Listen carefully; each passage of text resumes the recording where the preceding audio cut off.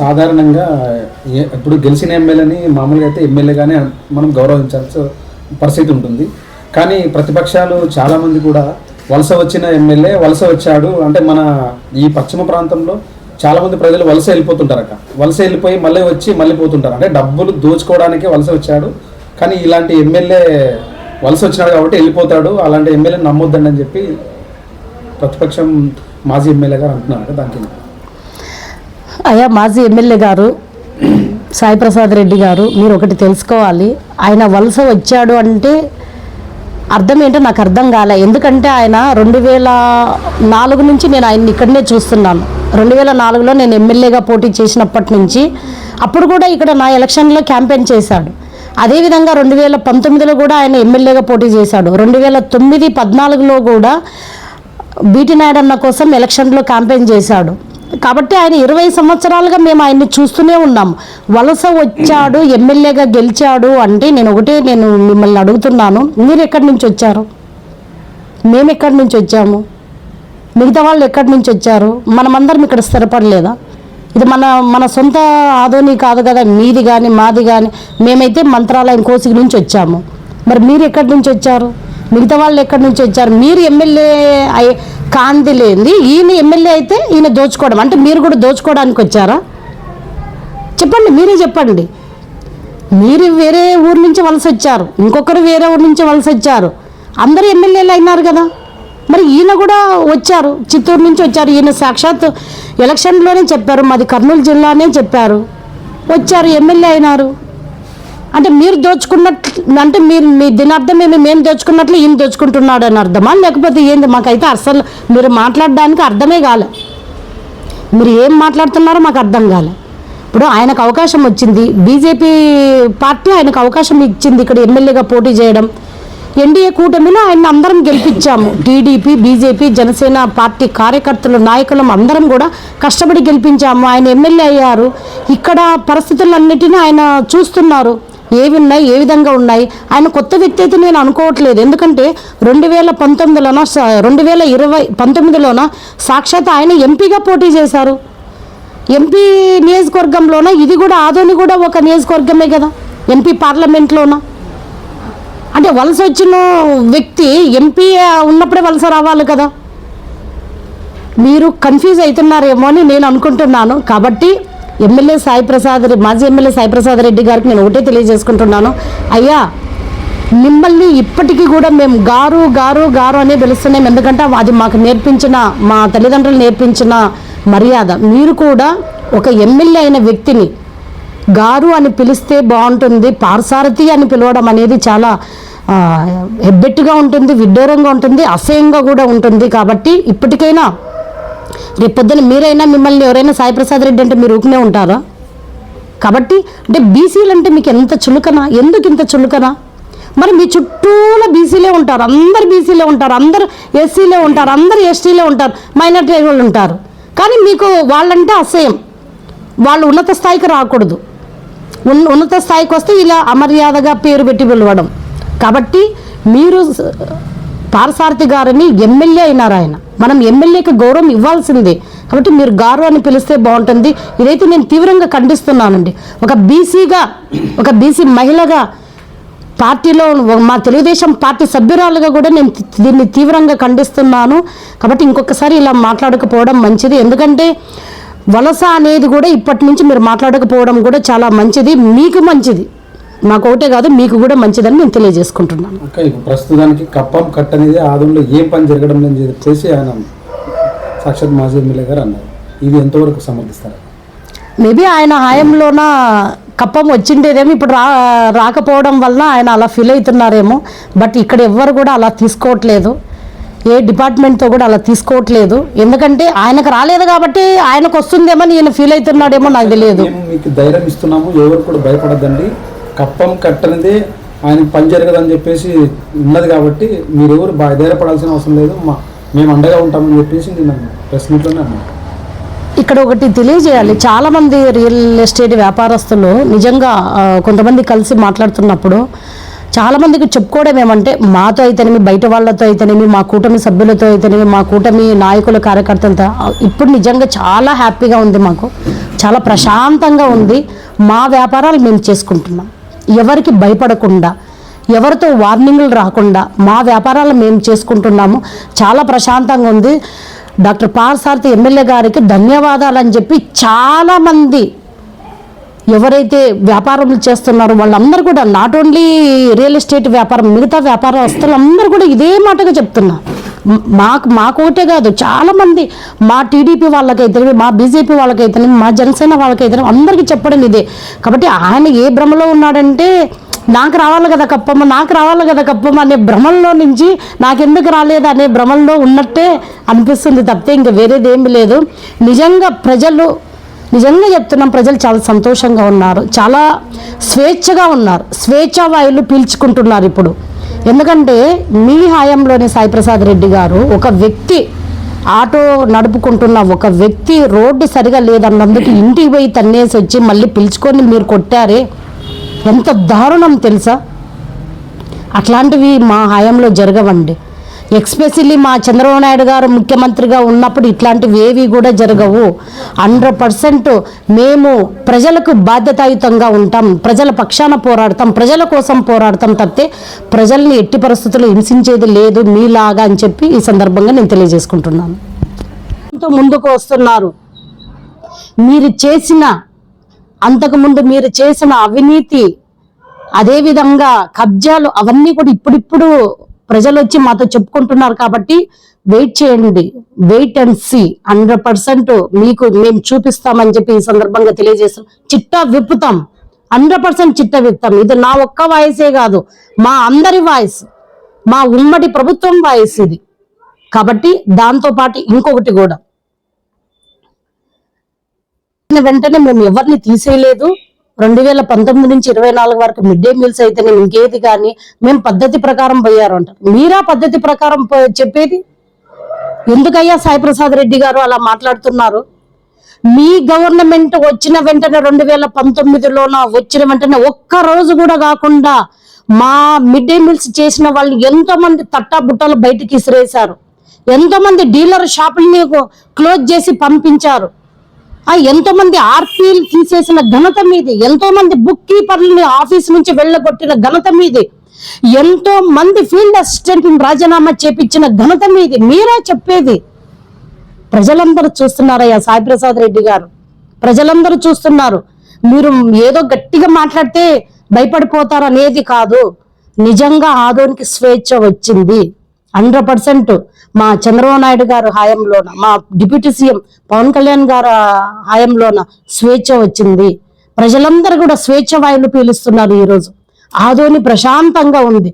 100% ఈ NDA ప్రభుత్వంలోన development చేస్తున్నారు అనేది ప్రజలకు నమ్మకం కలిగింది. మా ఎమ్మెల్యే గారు నిజంగా మీకు ఇప్పుడు తెలీదు, ఒక్క 6 నెలలు, ఇంకొక 6 నెలలు ఓపిక పట్టుకోండి. ఇప్పుడు 6 నెలలు ఓపిక పట్టున్నారు కదా, ఇంకొక 6 నెలలు ఓపిక పట్టుకోండి. ఖచ్చితంగా నిధులు ఏరులై పారుతాయి డెవలప్మెంట్ కోసం. ఎన్నో నిధులు ఈరోజు డ్రైనేజీల కోసం, రోడ్ల కోసం చాలా చాలా కోట్లలో విడుదల చేస్తున్నారు మా ఎమ్మెల్యే గారు. కాబట్టి మీరేం భయపడాల్సిన అవసరం లేదు. ఇంకా మాజీ ఎమ్మెల్యేగా మీరు హాయిగా విశ్రాంతి తీసుకుంటే సరిపోతుంది. ఇంకా మీ కబ్జాలకు, మీ హయాంలో జరిగిన కబ్జాల గురించి, మీ కొడుకు హయాంలో జరిగిన కబ్జాల గురించి చెప్పుకోపోతే చాలా ఉంది. అవేమి కూడా మేము చెప్పదలుచుకోలేదు. ఎందుకంటే ప్రజలందరికీ తెలుసు ఏ డిపార్ట్మెంట్లోనా మీరు ఏం చేశారు, ఎంత అవినీతి చేశారు అనేది ప్రజలందరూ కథలుగా ఇన్ని సంవత్సరాలుగా చెప్పుకున్నారు. కాబట్టి మీరేం భయపడాల్సిన అవసరం లేదు. అవన్నీ కూడా మేము వెలికి తీసే బాధ్యత మేము తీసుకున్నాం. ఎందుకంటే మా వాళ్ళు ఇప్పుడిప్పుడే మా కార్యకర్తలకి మిడ్ డే మీల్స్, అదేవిధంగా బుక్ కీపర్స్ అవే విధంగా ఇప్పించే పనిలో బిజీగా ఉన్నాము. కాబట్టి మీ చిట్టా ఇంకా విప్పలేకపోతున్నాం. 100% మీ చిట్టా విప్పుతామని చెప్పి మీకేం తొందర లేదు, బాధపడొద్దండి. మీరు డైలీ మేమంతా మీ కల్లోకి వస్తున్నామేమో, మా ఎమ్మెల్యే గారు అయితేనేమి, అదేవిధంగా మిగతా నాయకులు అయితేనేమి, ఎందుకు వీళ్ళు ఇంకా నా గురించి చెప్పట్లేదనే కల్లోకి వస్తున్నామేమో మాకు తెలియదు. కానీ 100% మీ అవినీతిని బయలు చేసి తీరుతాము. ఎందుకంటే మొన్ననే మా ఎమ్మెల్యేతోన లోకేష్ గారు కూడా అన్నారంట, 352 సర్వే నంబర్ గురించి ఏమైంది అని చెప్పి అడిగారని చెప్పి మా ఎమ్మెల్యే గారు అన్నారు. కాబట్టి మేం కాదు, మా లోకేష్ గారు కూడా 352 సర్వే నంబర్ మర్చిపోలేదని చెప్పి ఈ సందర్భంగా మీకు గుర్తు చేస్తున్నాం. కాబట్టి నేను ఆదోని ప్రజలందరికీ మేము తెలియజేసుకునేది ఒకటి, ఖచ్చితంగా టీడీపీ, బీజేపీ, జనసేన హయాంలోన ఆదోని డెవలప్మెంట్ అంటే ఏంటో చూపిస్తాం. ఎందుకంటే గ్రామాల్లోన ఈ రోజు ఎక్కడ చూసినా అసలు డెవలప్మెంట్ ఇంత దూరంగా ఉందా, ఎక్కడో మూలపడిన గ్రామాల అని చెప్పి మాట్లాడుకునే స్థాయి నుంచి ఇంత బాగున్నాయా అనే స్థాయికి తీసుకొచ్చే బాధ్యత మేము తీసుకుంటామని చెప్పి ఈ సందర్భంగా మేము తెలియజేసుకుంటున్నాం.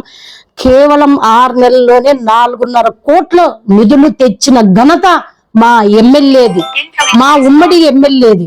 మేమందరం ఇక్కడ టీడీపీ అయితేనేమి, బీజేపీ అయితేనేమి, జనసేన అయితేనేమి అందరం కూడా కలిసికట్టుగా ఈ రోజు ఆదోనిని డెవలప్మెంట్ చేసి చూపిస్తామని చెప్పి ఈ సందర్భంగా మేము తెలియజేసుకుంటున్నాం. అదే విధంగా మీ జగన్మోహన్ రెడ్డి మాట తప్పుడు మడమ తిప్పడు అన్నాడు. అయ్యా, అదే మాట తప్పుడు మడమ తిప్పడు అనే వ్యక్తి 2000 పెన్షన్ నుంచి 3000 పెన్షన్ మా గెలిచిన 6 నెలల తర్వాత ఎన్డీఏ ఉమ్మడి కార్యకర్తల సమావేశం ఆ రోజు పెట్టడం జరిగింది. ఆ రోజు కార్యకర్తలు అందరూ కూడా ఆవేశంలో ఉన్నారు. మాకు ఇప్పటి వరకు కూడా మిడ్ డే మీల్స్ అయితేనేమి, అదే విధంగా బుక్ కీపర్స్ అయితేనేమి, డీలర్స్ అయితేనేమి అవేమి కూడా మాకు లేవు. ఇప్పటికీ కూడా 6 నెలలుగా వైసీపీ వాళ్ళే చేస్తున్నారు, మేమేం చేయలేకపోతున్నాం అనేది కూడా మా దృష్టికి రావడం జరిగింది. అదే విధంగా ఎమ్మెల్యే గారి దృష్టికి కూడా గత 2-3 నెలల నుంచి కూడా అందరు కార్యకర్తలు వచ్చి మాట్లాడుతుంటే ఆ రోజు మా డాక్టర్ పార్థసారథి ఎమ్మెల్యే గారు ఒకటే అన్నారు, అయ్యా మీకు అన్యాయం జరిగిన మాట వాస్తవమే. ఎందుకంటే అంతకుముందు 2019లో గవర్నమెంట్ వచ్చిన ఒక్క రోజులోనే టోటల్ గా చేంజ్ చేశారు. కానీ ఇప్పుడు మాత్రం అన్యాయం జరిగిన మాట వాస్తవమే. 6 నెలలైనా కూడా మీకు ఇంకా ఇవ్వకపోవడం కరెక్టే. కాబట్టి ఇప్పుడు మేము చెప్తున్నాం, మేమందరం కూడా అక్కడ పార్థసారథి వాయిస్ ఒకటే కాదు, మేమందరం కూడా కలిసి చెప్పేది ఏమిటంటే ఇక్కడ 100% మీకు ఇప్పిస్తాం అని చెప్తూ, ఎందుకంటే మళ్ళీ కార్యకర్తలు నమ్ముతారో లేదనే ఉద్దేశంతోన చంద్రబాబు నాయుడు మేం చెప్తే ఇక్కడ చంద్రబాబు నాయుడు, మేం చెప్తే ఇక్కడ చంద్రబాబు నాయుడు గారు చెప్పినట్టే అని అన్నారు. అది వేరే ఉద్దేశం అయితే కాదు, అగౌరవపరచడం కూడా కాదు. ఎందుకంటే కార్యకర్తల మనోధైర్యం నింపడం కోసం పవన్ కళ్యాణ్ గారు చెప్పినట్టే, చంద్రబాబు నాయుడు గారు చెప్పినట్టే. ఎందుకంటే 6 నెలలుగా కార్యకర్తల్లో గూడు కట్టుకున్నటువంటి ఒక అసంతృప్తిని తీసివేయడానికే ఆ మాట అన్నారు తప్పితే అగౌరవపరచడం అనేది ఎట్టి పరిస్థితుల్లో కాదు. ఇక్కడ మాజీ ఎమ్మెల్యే సాయి ప్రసాద్ రెడ్డి గారు, మీరు మా మధ్యలో బిల్లాలు పెట్టాల్సిన అవసరం లేదు, మా మధ్యలో చిచ్చు పెట్టాల్సిన అవసరం లేదు, మేమందరం కూడా కలిసే ఉన్నాం.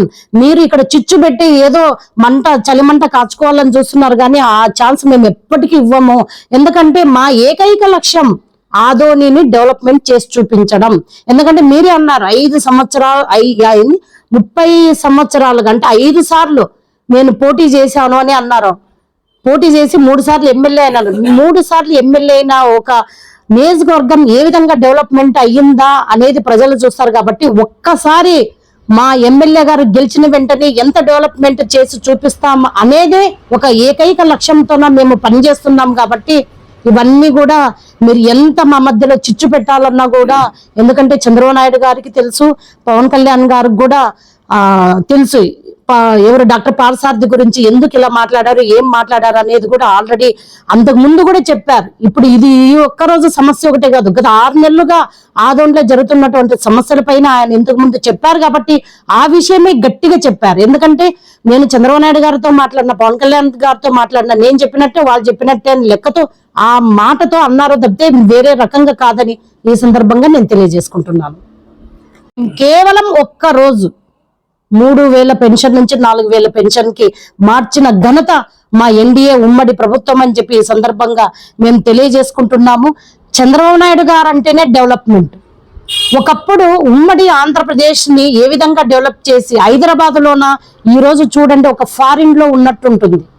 హైదరాబాద్ వెళ్ళి చూసే వాళ్ళు చూడండి, ఒక ఫారిన్ లో నైట్ చూస్తే జిగేల్ అనుకుంటూ ఒక ఐటీ డెవలప్మెంట్ ఎలా చేశాడో 100% ఇప్పుడు కూడా అమరావతి మన రాజధానిని డెవలప్మెంట్ చేసి చూపిస్తాం.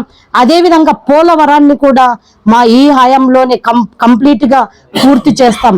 ఎందుకంటే ప్రజలు మాకు ఇంకొక అవకాశం 2019-24 ఇచ్చింటే ఈ పాటికే అమరావతి పూర్తిగా అయ్యిండేది. బట్ ప్రజలకు కూడా తెలిసిపోయింది అభివృద్ధి చేసేది ఎవరు, చేయలేనిది ఎవరు అనేది ప్రజలకు పూర్తిగా తెలిసింది. కాబట్టి ఇంకా ఖచ్చితంగా మేము ఒక 25 సంవత్సరాలు అధికారంలో ఉండి ఈ అమరావతి అనేది ప్రపంచంలోనే ది బెస్ట్ క్యాపిటల్ గా పెట్టి మా చంద్రబాబు నాయుడు గారు ఆధ్వర్యంలోన హయాంలోన పవన్ కళ్యాణ్ గారి సహకారంతో మోదీ గారి సహకారంతో చేస్తామని చెప్పి ఈ సందర్భంగా తెలియజేసుకుంటున్నాం. కాబట్టి వైసీపీ వాళ్ళు తొందరపడాల్సిన అవసరం ఏముంది? 100% మీ దగ్గరకు తొందరలోనే వస్తాం, మీ చిట్టాలన్నీ విప్పుతాం. ఇప్పుడిప్పుడే ఒక్కొక్కరుగా కబ్జాకి గురైన బాధితులందరూ కూడా మా దగ్గరకు వస్తున్నారు, మా ఎమ్మెల్యే గారి దగ్గరకు వస్తున్నారు, టీడీపీ వాళ్ళు, బీజేపీ వాళ్ళు, జనసేన వాళ్ళ దగ్గరకు వస్తున్నారు. కాబట్టి అట్లాంటిది ఏం భయపడాల్సిన అవసరం లేదు. తొందరలోనే మీ చిట్టా విప్పుతామని చెప్పి ఈ సందర్భంగా తెలియజేసుకుంటూ మరొక్కసారి ప్రజలందరికీ నేను తెలియజేసుకుంటున్నాను, జగన్మోహన్ రెడ్డి గారి హయాంలోనే విద్యుత్ దరిద్రంగా తయారైంది. కాబట్టి ప్రజలు కూడా తెలుసుకోవాల్సిన అవసరం ఎంతైనా ఉంది. వాళ్ళ మాయ మాటలకి మీరు ఇది అవ్వాల్సిన అవసరం లేదు. 100% చంద్రబాబు నాయుడు గారు, పవన్ కళ్యాణ్ గారు, మోదీ గారు ఆధ్వర్యంలోన ఆంధ్రప్రదేశ్ డెవలప్మెంట్ అవుతుందని చెప్పి ఈ సందర్భంగా తెలియజేసుకుంటూ నాకు ఈ అవకాశం ఇచ్చిన ప్రజలందరికీ నా కృతజ్ఞతలు. ఈ విద్యుత్ దానిపైన, అదేవిధంగా ఎమ్మెల్యే గారి పైన, అదేవిధంగా మా పైన కూడా మాట్లాడడం జరిగింది. కానీ నేను ఆదోని ప్రజలకు ఒకటి నేను తెలియజేసుకుంటున్నాను, అయ్యా సాయి ప్రసాద్ రెడ్డి గారు, మేము ఇప్పటికీ కూడా మీరు మాజీ ఎమ్మెల్యే అయినా కూడా మేము గౌరవంగా మిమ్మల్ని గారు అని పిలుస్తున్నాం. కానీ మీ ప్రెస్ మీట్ మొత్తం చూసాం మేము, మీరు ఎక్కడ కూడా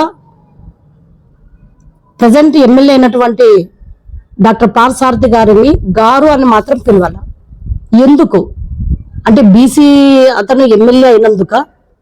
ఎక్కడ చాలా మొత్తం టోటల్ గా ప్రెస్ మీట్ అంతా చూసినా కూడా పార్థసారథి అంటే ప్రజాప్రతినిధి అంటే మీకు గౌరవం లేదా? వైసీపీ వాళ్లకు గౌరవం లేదా? నిజంగా మాకు బాధ వేసింది. ఒక బీసీగా, ఒక బడుగు బలహీన వర్గాల ప్రతినిధిగా మేము అడుగుతున్నాం ఎమ్మెల్యే, మాజీ ఎమ్మెల్యే సాయి ప్రసాద్ రెడ్డి గారిని, అయ్యా ఇంకా ఎందుకు ఇంత కక్ష సాధింపు? అంటే బీసీలు ఎదగకూడదు, ఎస్సీలు ఎదగకూడదు, ఎస్టీలు ఎదగకూడదు, ముస్లిం మైనారిటీ ఎదగకూడదు అనేదేనా మీ పంత? ఇప్పటికైనా మారండి. ఆయన ఎమ్మెల్యే, ఆయన ఆదోనికి ప్రజాప్రతినిధి, 5 సంవత్సరాల్లో ఎమ్మెల్యేగా ఉంటారు. మనం ఎమ్మెల్యేకి ఇవ్వాల్సిన కనీస గౌరవాన్ని ఇవ్వవలసిందిగా నేను ఈ సందర్భంగా ప్రెస్ మీట్ సందర్భంగా నేను ఆయనకు సాయి ప్రసాద్ రెడ్డి గారికి నేను విన్నవించుకుంటున్నాను. ఎందుకంటే మీ మనసులో ఎంతున్నా కూడా కంపల్సరిగా మనం ప్రజాప్రతినిధి అయినప్పుడు గౌరవం ఇవ్వాల్సిన అవసరం, బాధ్యత మన పైన ఉంది అని చెప్పి. ఎందుకంటే మీరు పెద్దవాళ్ళు, మీరు వయసులో కూడా చాలా పెద్దవాళ్ళు, ఇలా మాట్లాడడం అనేది భావ్యం కాదని చెప్పి ఈ సందర్భంగా మేము తెలియజేసుకుంటున్నాం. ఎందుకంటే బీసీ వ్యక్తి ఒక ఎమ్మెల్యే అయినందుకే మీరు ఇంత చులకనగా మాట్లాడతారా అని మాకు చాలా బాధ వేసింది. ఒక బీసీ మహిళగా, ఒక బీసీ ప్రజాప్రతినిధిగా, అంటే ప్రజల నుంచి వచ్చిన దానిగా నేను చాలా బాధపడుతున్నాను. అదేవిధంగా మీరు అన్నారు ఆదోని డెవలప్మెంట్ ఏం జరిగింది అనేది. ఆదోని డెవలప్మెంట్ ఏం జరిగింది అనేది మీరు చూడండి, మీకు నిజంగా మీకు కళ్ళు ఉంటే చూడండి. ఎందుకంటే 5 సంవత్సరాల కాలంలో మేము ఛాలెంజ్ చేస్తున్నాం. గత 5 సంవత్సరాల కాలంలో ఎక్కడైనా మీరు ఒక వర్క్, ఒక రోడ్డు వేసారా? 44 గ్రామాల్లో ఏ రోడ్డు అయినా వేసారా? మీకు అమౌంట్ వచ్చిందా? గ్రామ పంచాయతీలకు అమౌంట్ వచ్చిందా? మీ సర్పంచ్లను అడగండి, మీ ఎంపీటీసీలను అడగండి, మీ జెడ్పీటీసీని అడగండి, మీ ఎంపీపీలను అడగండి. అవేమీ లేకుండా ఈ రోజు మా ఎమ్మెల్యే గారు డాక్టర్ పార్థసారథి గారు 6 నెలల కాలంలోన 4.5 కోట్ల వర్క్స్ తీసుకొచ్చి ఈ రోజు పెట్టిన ఘనత మా డాక్టర్ పార్థసారథి ఎమ్మెల్యే గారిది. కాబట్టి నేను ఒకటే తెలియజేసుకుంటున్నాను, మీరు కుళ్ళు కుతంత్రంతో మాట్లాడద్దండి. ఈ రోజు 4.5 కోట్లు 44 గ్రామాల్లో ఆల్మోస్ట్ చాలా చోట్ల కూడా వర్కులు జరుగుతున్నాయి, రోడ్లు వేస్తున్నారు. మీ 5 సంవత్సరాల కాలంలో ఏ ఒక్క రోడ్డు కూడా వేయలేదు. ఏ ఒక్క సర్పంచ్ కానీ డబ్బులు వచ్చిన లేదు. మీ హయాంలోనే చాలా స్టేట్ వైడ్ గా కానీ, జిల్లా వైడ్ గా కానీ, నియోజకవర్గాల వారిగా కానీ సర్పంచులు ధర్నాలు చేశారు. మా డబ్బులన్నీ కూడా జగన్మోహన్ రెడ్డి గారు తీసుకెళ్లిపోయారు, వేరే రకంగా ఖర్చు పెట్టారని చెప్పి ధర్నాలు చేశారు. మీరు ఎలా అంటున్నారు? మా ఎన్డీఏ ఉమ్మడి ప్రభుత్వం ఈ రోజు చంద్రబాబు నాయుడు గారు అయితేనే, ముఖ్యమంత్రి గారు, ఉప ముఖ్యమంత్రి గారు పవన్ కళ్యాణ్ గారు అయితేనేమి, ప్రధానమంత్రి గారు అయితేనేమి, వీళ్ళందరి ఆధ్వర్యంలోని ఈ రోజు 13,326 గ్రామాల్లోన ప్రతి చోట వర్క్స్ జరుగుతున్నాయి. ప్రతి చోట కాల్వల డ్రైనేజీల వర్క్స్ జరుగుతున్నాయి. రోడ్లు బాగాలేకపోతే అదే విధంగా ఆర్ఎండ్బి దగ్గర నుంచి కూడా రోడ్లు ఇమ్మీడియట్ గా చేయండి. గుంతల రోడ్లు ఉన్నాయి. ఏపీ స్టేట్ వైడ్ గా కూడా రేపు జనవరి 15వ తారీఖు లోపల ఏ గుంతలు కూడా కనిపించకూడదు అని చెప్పి మా ముఖ్యమంత్రి గారు డైరెక్ట్ ఎమ్మెల్యేలకు వార్నింగ్ ఇచ్చారు. ఏ ఒక్క గుంత కనపడినా మీ అసమర్థత అనుకుంటానని చెప్పి. ఇది పాలన అంటే. అంతేగాని జగన్మోహన్ రెడ్డి పాలన ఒకసారి చూడండి, ఎన్ని మీమ్స్ వచ్చాయి మీ పాలనలోన.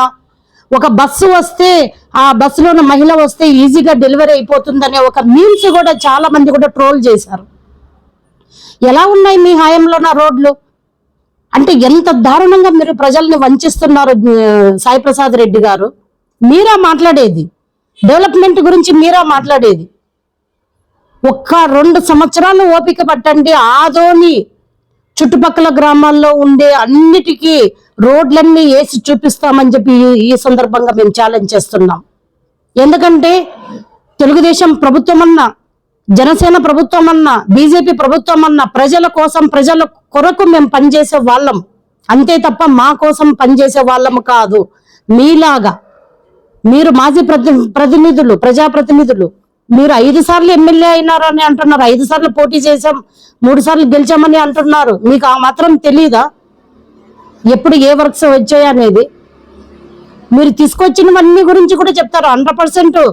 ఇంకొక మాట కూడా అన్నారు, అమ్మ గుడిసె కృష్ణమ్మ చిట్టా విప్పుతానని. 100% విప్పుతానండి చిట్టా. కొద్దిగా టైం ఇవ్వండి, కొద్దిగా టైం ఇవ్వండి. ఎందుకంటే మేము 6 నెలలు అయింది అధికారంలోకి వచ్చి. ప్రజలు కూడా ఇప్పుడిప్పుడు భయం. నమస్కారం. ఈరోజు రాష్ట్ర వ్యాప్తంగా వైఎస్ఆర్సీపీ పార్టీ పిలుపు మేరకు జగన్మోహన్ రెడ్డి గారి ఆధ్వర్యంలోన ఈ విద్యుత్ ఛార్జీల పైన ధర్నా అనే కార్యక్రమం చేపట్టడం నిజంగా హాస్యాస్పదం. ఎందుకంటే ఛార్జీలను పెంచిన ఘనుడు జగన్మోహన్ రెడ్డి గారు. ఇప్పటికే దాదాపుగా ఈ 2019 నుంచి 24 వరకు దాదాపుగా 10 సార్లు విద్యుత్ ఛార్జీలను పెంచారు ఆయన. 2 ఏళ్ల క్రితమే ఈ పెంచిన జగన్మోహన్ రెడ్డి వేయాల్సింది అనమాట. ఇప్పుడు ఏదైతే వాళ్ళు పెంచారు అని చెప్పి ఆరోపిస్తున్నారో ఆ విద్యుత్ ఛార్జీలను 2 ఏళ్ల క్రితమే ఆయన పెంచాలని చెప్పి ప్రతిపాదనలు పంపి ఎలక్షన్స్ వస్తున్నాయి అని చెప్పి ఇప్పటి వరకు కామ్ గా ఉండి స్టాప్ చేశారు. ఎలక్షన్ వరకు కామ్ గా ఉండి స్టాప్ చేశారు. ఇప్పుడు ట్రూప్ అప్ ఛార్జీలు అని చెప్పి పెంచడం వల్ల అది టీడీపీ, బీజేపీ, జనసేన ఉమ్మడి ప్రభుత్వం పెంచిందని చెప్పి గగ్గోలు పెట్టడం అనేది నిజంగా జగన్మోహన్ రెడ్డిని చూసి నేర్చుకోవాలి. తనే దొంగ, బట్ బయట వాళ్ళను దొంగ అని పిలవడం ఎంత మేరకు కరెక్ట్ అనేది రాష్ట్ర ప్రజలందరూ కూడా తెలుసుకోవాలి. జగన్మోహన్ రెడ్డి గారు అంతకుముందు అధికారంలోకి వచ్చిన వెంటనే విద్యుత్ ఛార్జీలను పెంచారు. అదేవిధంగా ఈరోజు మనం చూస్తున్నాం పిచ్చి తుగ్లక్ ఏ విధంగా అయితే ఉన్నాడో దానికి తీసిపోని విధంగా జగన్మోహన్ రెడ్డి గారు ప్రవర్తిస్తున్నారు. అంటే తన పెంచిన ఛార్జీలను తన వాళ్లతో ఇప్పుడు ధర్నాలు చేయించడం అనేది ఒక పిచ్చి తుగ్లక్ మాత్రమే సాధ్యమవుతుంది. అదే ఈ జగన్మోహన్ రెడ్డి గారు చేస్తున్నటువంటి పని. గత ఎన్నికల్లో జగన్మోహన్ రెడ్డి గారికి 151 సీట్లు ఇచ్చి గౌరవిస్తే ఆయన చేసినటువంటి అరాచకాలను, ఆయన చూపించినటువంటి అరాచకాలను అన్ని కూడా విసిగెత్తి ప్రజలు ఈసారి షాక్ ఇచ్చారు.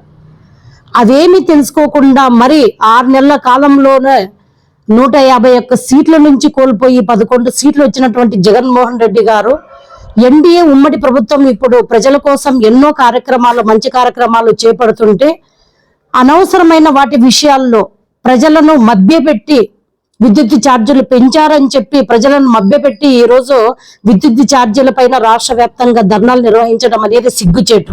ఎందుకంటే 2019 తెలుగుదేశం పార్టీ అధికారంలోకి కోల్పోయే నాటికి మిగులు విద్యుత్ రాష్ట్రంగా ఈ రాష్ట్రాన్ని జగన్మోహన్ రెడ్డి గారికి అప్పగించారు.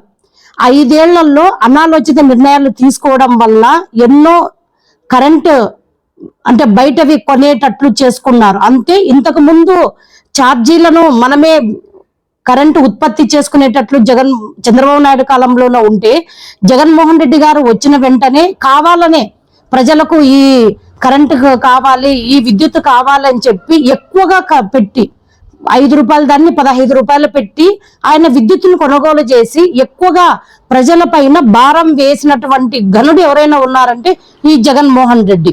ఎందుకంటే విద్యుత్ ఉత్పత్తికి మారు పేరైనటువంటి ఏపీ జగన్మోహన్ రెడ్డి కాలంలో సర్వనాశనం అయిపోయింది.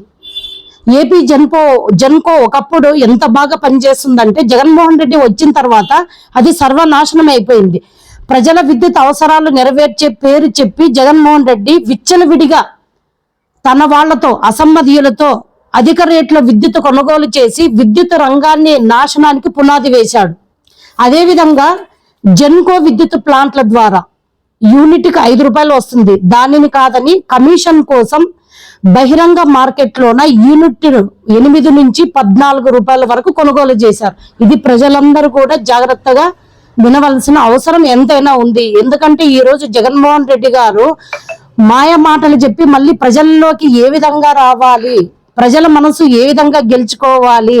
ఎందుకంటే ఎన్డీఏ ఉమ్మడి ప్రభుత్వం ఈ 6 నెలల కాలంలోన ప్రజల కోసం ఎన్నో మంచి పనులు చేస్తున్నటువంటి వాటిని వాళ్ళ మాయ మాటల్ని తిప్పికొట్టి వాళ్ళ వరకు తీసుకోవాలనే ఏకైక ఉద్దేశంతోన జగన్మోహన్ రెడ్డి గారు వారానికి ఒకటి తీసుకొని ధర్నాలు చేయడం అనేది సిగ్గు చేయటం చెప్పి ఈ సందర్భంగా మేము తెలియజేసుకుంటున్నాం.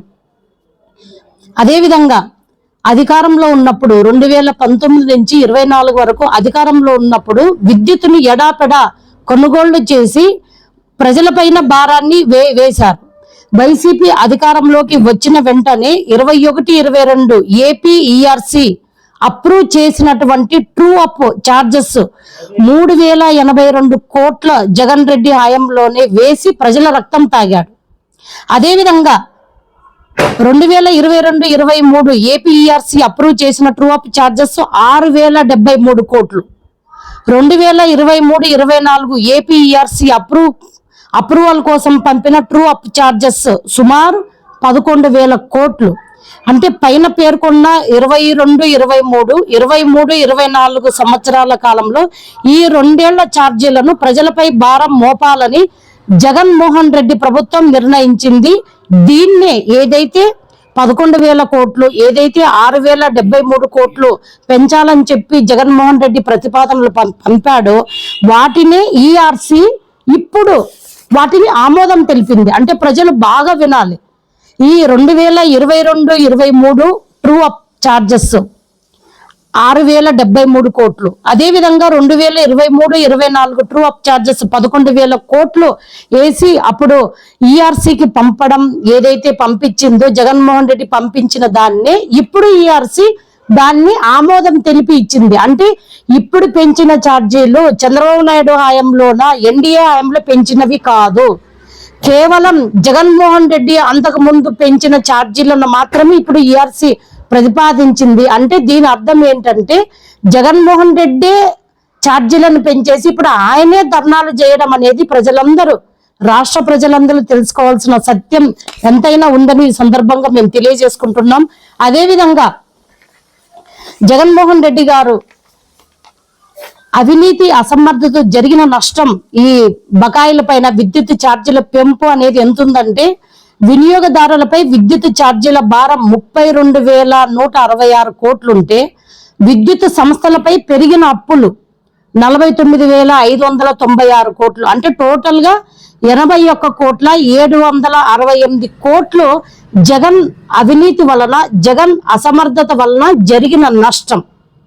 అదేవిధంగా 2019-24లోన విటిపిఎస్ కృష్ణపట్నం ధర్మ ప్లాంట్ల ఏర్పాట్లో జాప్యం వలన ఈ నష్టం ఎంత ఉందంటే 12,818 కోట్లు.